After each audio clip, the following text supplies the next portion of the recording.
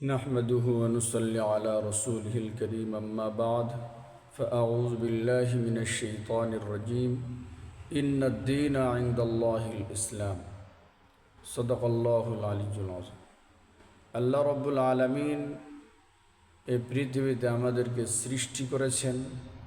আমরা কোনভাবে চলব, কোনভাবে থাকব, কোন বিশ্বাসে বিশ্বাসী হব, এই সব কিছুই যিনি আমাদেরকে সৃষ্টি করেছেন তিনিই বলে দেবেন।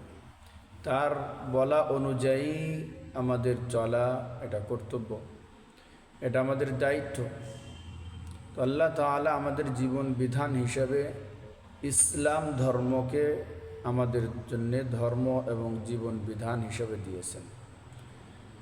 এজন্য আল্লাহ রব্বুল আলামিন কোরআনে কারীমে সূরা আল ইমরানের মধ্যে বলতেছেন, ইন্নাদ-দীনা ইনদাল্লাহিল ইসলাম, আল্লাহর কাছে গ্রহণযোগ্য ধর্ম হলো একমাত্র ইসলাম। ইসলাম ছাড়া অন্য কোনো ধর্ম আল্লাহর কাছে গ্রহণযোগ্য নয়। কোনো ধর্ম পালন করে পরকালে মুক্তির আশা করা যায় না। যে যত নিষ্ঠার সাথেই, যে যত ইখলাস এবং খালেস নিয়তেই অন্য ধর্ম পালন করুক না কেন, নবীজি সাল্লাল্লাহু আলাইহি ওয়াসাল্লাম বলেন, আমি নবীর আগমনের পরে অন্য কোনো ধর্ম পালন করলে তার ঠিকানা হবে জাহান্নাম। আল্লাহ রব্বুল আলামিন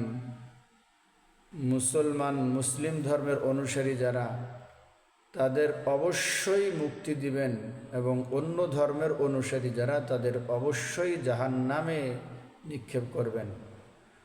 আল্লাহর কত বড় মেহেরবানি আমাদের, যাদেরকে আল্লাহ তাআলা মুমিন মুসলমান বানিয়েই দুনিয়াতে পাঠিয়েছেন, মুসলমানের ঘরে পাঠিয়েছেন। এই জন্যে আল্লাহ তাআলার এই নিয়ামতের শুকরিয়া আদায় করে আল্লাহ তাআলার সকল হুকুম বিধিবিধান নিজেদের জিন্দেগিতে বাস্তবায়ন করা, এটাই হলো বুদ্ধিমানের কাজ। আসল বুদ্ধিমান সেই যে নিজের আখিরাতের জন্য চেষ্টা মেহনত করে।